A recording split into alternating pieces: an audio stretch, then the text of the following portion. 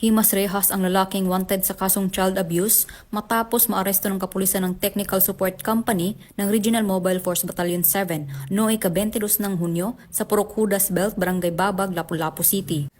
Kinilala ni Police Lieutenant Colonel Paterno L. Dumondon Jr., Force Commander ng RMFB-7, ang sospek na si alias Hiyong, 22 anyos, residente ng Purok Nangka, Lumoy, Kinalumsan, Barangay Gubob, Lapu-Lapu City, Cebu.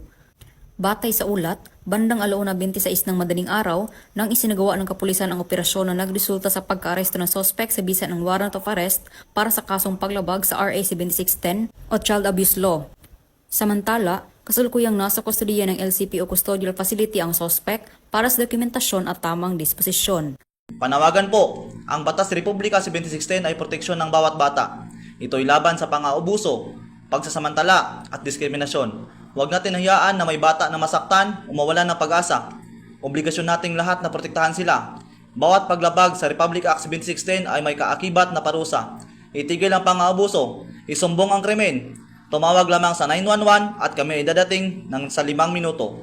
Para sa kinabukasan ng ating mga anak, maging bantay at tagapagtanggol. Magtulungan tayo para sa ligtas at mapagmahal na kinabukasan ng ating kabataan. Mula dito sa Central Visayas, ako ang inyong Police News Network Correspondent, Patrolwoman Flora May Asares, alagad ng batas, tagataguyod ng balitang pulis.